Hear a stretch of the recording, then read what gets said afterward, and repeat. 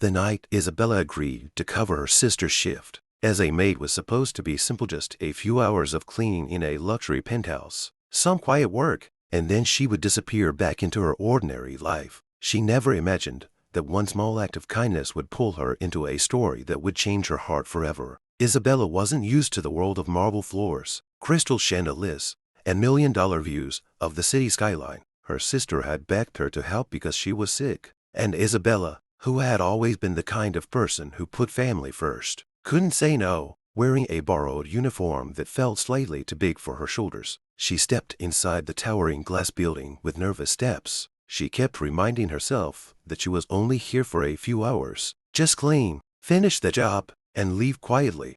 But the moment the elevator doors opened on the top floor, something felt different. The penthouse was silent, almost too silent. Isabella expected noise, music, maybe the distant sound of a television from a rich family enjoying their evening. Instead, the place felt heavy with loneliness. As she walked inside, carefully carrying her cleaning supplies, she noticed toys scattered across the living room floor. A small stuffed bear Saturday near the couch, its button hanging loose. Someone had tried to fix it with tape.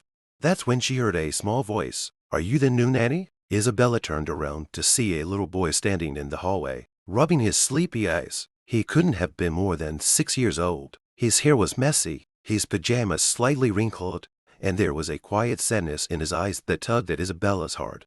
"Oh, Mo," she said softly, kneeling so she could meet his gaze. "I'm just here to clean tonight." The boy looked disappointed, like he had hoped for something else. "My dad said someone would help tonight," he whispered. Before Isabella could answer, another voice came from behind them, deep, tired, and slightly guarded. "That's enough, Noah." She turned and saw him. Henry Carter. Even if she didn't follow business news closely, Isabella had heard that name before. Henry was one of the youngest CEOs in the city, the man behind a rapidly growing tech company that had made headlines for years. But standing there in a simple black shirt with rolled-up sleeves, looking exhausted and worried, he didn't seem like the powerful businessman people talked about. He looked like a father who hadn't slept in days. Henry's eyes moved from his son to Isabella, clearly confused. "You're not the regular housekeeper." "No, sir," Isabella said quickly. "My sister usually works here. She's sick tonight, so I came to cover her shift." Henry studied her for a moment. Most maids he had met in his life avoided eye contact, eager to finish their work and leave. But Isabella's expression was calm and warm, especially when she looked at Noah. For some reason, that small detail made him pause. "All right," he finally said, "just do whatever cleaning you need to." But as Isabella started working, she couldn't ignore the quiet tension in the house. Noah kept wandering around the living room, like he didn't know what to do with himself, and Henry stayed in his home office, the door half closed while the glow of his laptop lit the dark hallway. After a while, Isabella noticed Noah sitting alone on the couch, hugging the broken teddy bear. "Do you want me to fix that?" she asked gently. The boy looked surprised. "You can." Isabella smiled softly. "I can try." She found a small sewing kit in her cleaning bag, something her sister always carried, and carefully stitched the loose eye back onto the bear. Noah watched her the entire time like she was performing magic. When she finished, he hugged the toy tightly. "Thank you," he whispered. And from the hallway, Henry had been watching the whole moment. Something about the way Isabella spoke to his son, patient, kind, and completely genuine, felt different from the many nannies and helpers who had come and gone from their lives. Later that evening, when Isabella was about to leave, Noah suddenly grabbed her sleeve. "Can you come again tomorrow?" Isabella hesitated. She wasn't sure what to say, but Henry spoke before she could answer. "That won't be necessary." Yet even as he said those words, his eyes lingered on Isabella with a strange uncertainty, as if a small part of him was already wondering whether letting her walk out of that door would be a mistake. Neither of them realized it yet, but that one unexpected meeting had just changed the course of both their lives. The next morning, Isabella thought this strange night in the penthouse would simply become a quiet memory. She returned to her usual routine, helping her sister recover and trying to focus on her own life. But she couldn't stop thinking about the lonely little boy with the broken teddy bear, or the tired CEO whose eyes seemed to carry a story he wasn't ready to tell. Meanwhile, across the city, Henry was discovering something unexpected.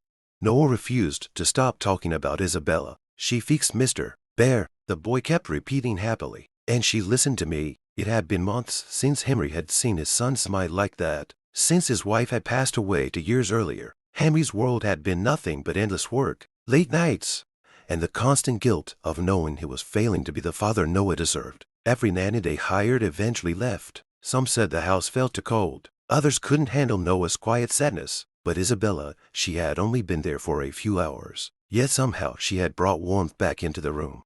That realization stayed in Henry's mind all day. So that evening, after a long moment of hesitation, he made a decision that surprised even himself. He asked his assistant to find Isabella. When Isabella received the call, she assumed there had been a complaint about her cleaning. Her heart pounded as she returned to the penthouse building, unsure what awaited her. But when the elevator doors opened again, Henry was already standing there, not in his office, waiting for her. "I owe you an apology," he said quietly. Isabella blinked in confusion. "For what?" "For sending you away so quickly last night." Before she could respond, Noah ran down the hallway and wrapped his arms around her.